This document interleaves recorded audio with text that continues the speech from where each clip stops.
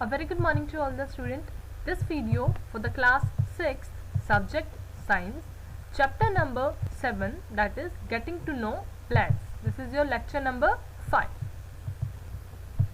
So the topics to be covered are, so in this video lecture we are going to cover some NCERT solution on the page number 64. So let us begin this lecture with the question number first. Question number first is correct the statement and rewrite them in your notebook. So the first question is stem absorb water and mineral from the soil. So you have to correct this statement and rewrite them in your notebook. Okay, this is the wrong statement. Second statement is leaves hold the plant upright. Third one is roots conduct water to the leaves.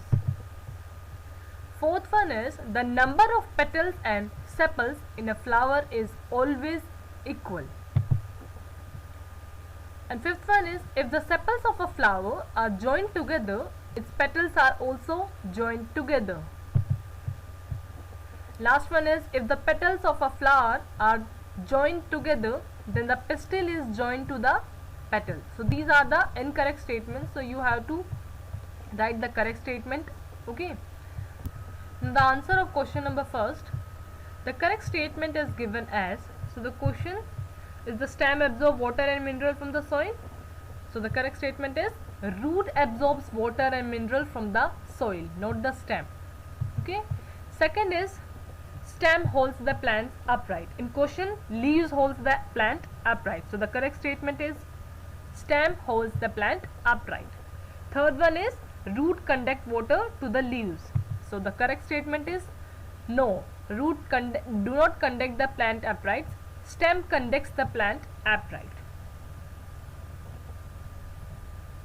Okay. Fourth one is the question is the number of petals and sepals in a flower is always equal. So the correct statement is the number of petals and sepals in a flower may be or may not be different in different plants. Okay. Fifth one is if the sepals of a flower, if the sepal of a flowers are joined together, its petals are also joined together. This is the question, and the answer, the correct statement is if the sepals of the flower are joined together, its petal may or may not be joined together. Sixth one is if the petals of the flower are joined together, then the stamen may or may not be joined to the petal. This is the correct statement. Okay. Moving on the question number third. Draw a well-labeled diagram of leaf, a taproot and a flower. This is the diagram of leaf. So a leaf is a thin expanded outgrowth that arises from the node of the stem. This is here from the node of the stem of the plant. Okay, this is the picture of the part of the leaf. So the green flat portion of the leaf is termed as lamina, or the outer line is a lamina. Okay, it is also known as leaf blade.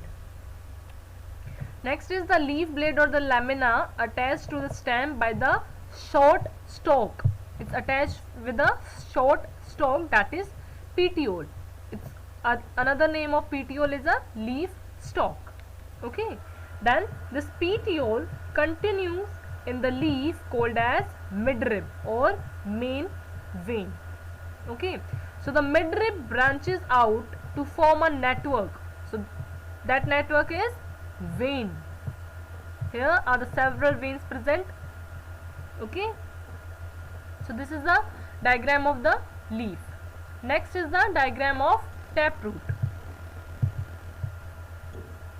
This is the diagram of the taproot. Okay, third one is the diagram of flower.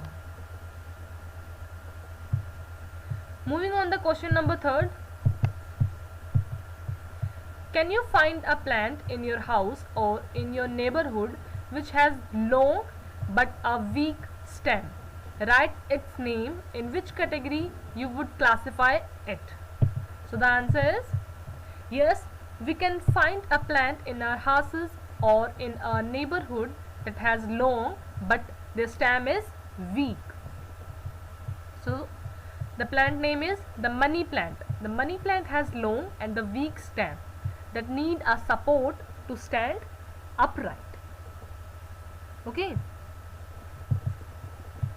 It comes under the category of creepers, as creepers are the plant that have the long and the weak stem. Okay, creepers are the plant that have the long and the weak stem. So next, moving on our fourth question, that is, what is the function of a stem in a plant? So the function of the stem in a plant is as follows. So the first function of stem is it as a physical support. It gives the physical support. It gives the structural support to the plant. Second function is conduction of water and minerals. It carries water and minerals from the roots to the different parts of the plant, such as branch and leaves. First function is it gives the structural support to the plant. Second is it carries water and minerals from the root and transport it to the different parts of the plant, to the leaves or to the branches. So this is the function of the stem in a plant. Moving on the fifth question. Which of the following leaves have the reticulate venation? So these are the plants: wheat, tulsi, maize, grass, coriander and China rose. So you have to tell which leaves have the reticulate venation. So the answer of this question is the leaves of the tulsi, coriander and China rose. These plants have the reticulate venation in their leaves. So this is the picture of reticulate venation. So as you know, the design made by the cluster of lines or the cluster of veins, these are the veins. Here are the several clusters of the veins. So these clusters of the vein in a leaf is termed as the leaf venation. So vein in a leaf are a system of channel that supports the lamina, okay, that supports the lamina and distribute the water and mineral.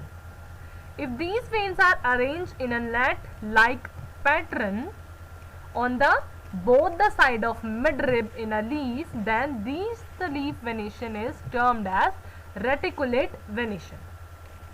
Okay.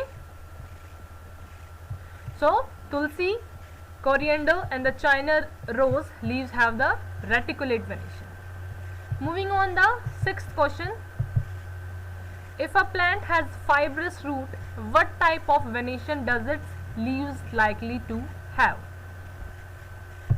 So if a plant has a fibrous root, then the leaves of that plant have the parallel venation. Okay, this is the picture of the parallel venation. These are the several veins present parallel to each other.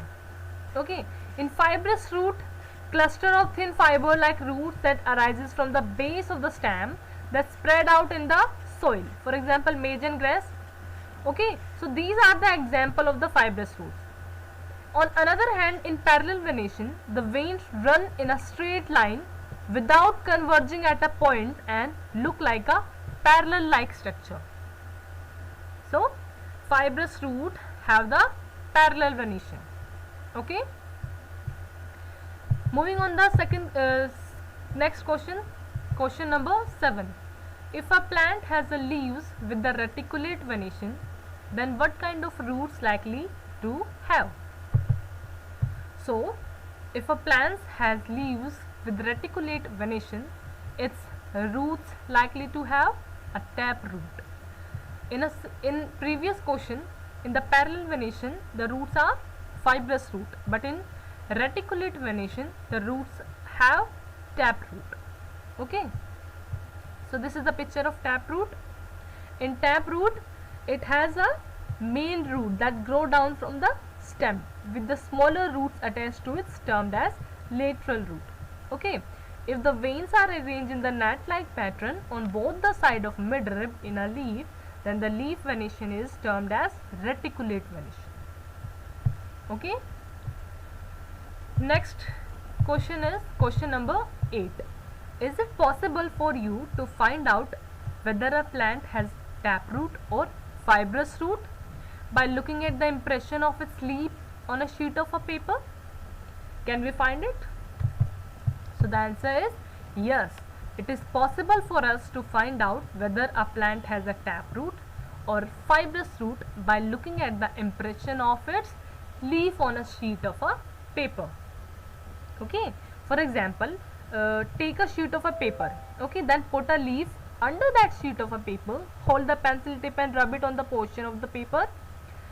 We observe that the sheet of paper have some lines on it, so that help us to recognize the leaf venation. So it can easily find out the type of roots by the help of the leaf venation. If the lines have parallel like structure, then the venation is termed as parallel venation. So leaves with the parallel venation have always fibrous root of that plant. Similarly, if the lines have the reticulate venation, so leaves with the reticulate venation have the taproot of that plant. Okay, so we can easily find out the plant has a taproot or fibrous root by looking the impression of its wing. Moving on the 9th question. Write the name of the parts of the flower. So the answer, the following are the parts of the flower, as first one is sepals, petals, stamen is the male reproductive part. Stamens have the two parts, filament and anther. Next is pistil, female reproductive part, stigma, style and ovary. So these are the part of pistil, and these two are the part of stamen, and sepal and petals. Okay. So as you all know about that, the plant reproduces fruit through the pollen grains, and this process is known as termed as pollination. Okay, so moving on the next question, question number 10. Which of the following plant have you seen of those that you have seen which one have flowers? So these are the plants: grass, maize, wheat, chili, tomato, tulsi, peepal, shisham, banyan, mango, jamun, guava, pomegranate, papaya, banana, lemon, sugarcane, potato and groundnut. So you have to tell the which one have the flower. So the answer is yes, I have seen all the given plants. So grass, maize, wheat, chili, tomato, tulsi, peepal, banyan, mango, jamun, guava, pomegranate, papaya, banana, lemon, potato and groundnut are the plant that have flower in it. Okay, only shisham is that plant that do not have the flower. Okay, and sugarcane also. Moving on the next question, question number 11. Name the part of the plant which produce its food and name this process. So the answer is leaves. Leaf is the part of the plant which produces its food, and this process of making the food with the help of the leaves is known as photosynthesis. Okay, here you can see the process of photosynthesis. Leaf makes the food from the carbon dioxide that is present in the atmosphere, okay, and water in the presence of sunlight and chlorophyll. Leaf makes the food from the carbon dioxide and water, okay, in the presence of sunlight and chlorophyll. Okay, then it is also known as kitchen of the plant. So this process is known as photosynthesis. Firstly, the plant draws up water and minerals from the ground through the roots. Okay, they are the minerals and water present in the soil. Second, the leaves take up the carbon dioxide from the atmosphere and release the oxygen. Then the chloroplast, that is the energy to make the sugar, okay, in the presence of sunlight and chlorophyll, it makes the food. Next is the question number 12. In which part of the flower you are likely to find the ovary? So the answer is pistil is a part of a flower that contains ovary. This is the picture of flower part. Here you can see the pistil. The central part is pistil. Okay, that is the female part. This pistil usually is located in the center of the flower and is made up of 3 parts: stigma, style and ovary. This one is ovary. Okay, so the stigma is the stiggy knob at the top of the pistil. It is attached to the long stalk-like structure called style, and the style leads to the ovary that contain the female egg cells called ovules.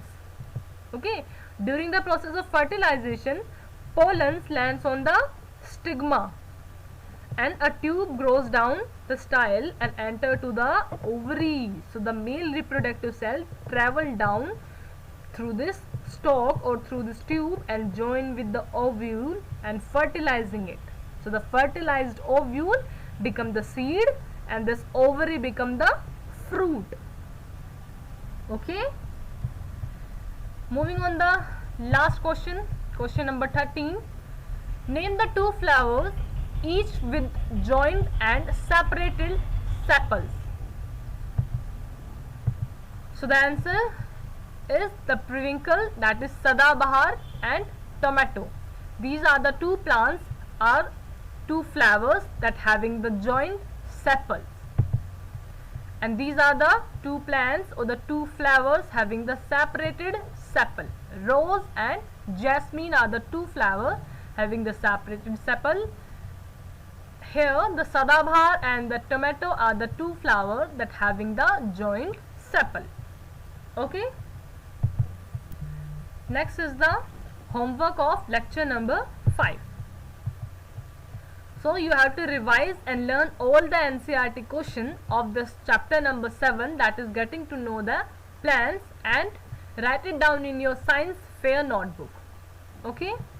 So this is it about this lecture. Hope you have understood this lecture. Thank you and have a nice day.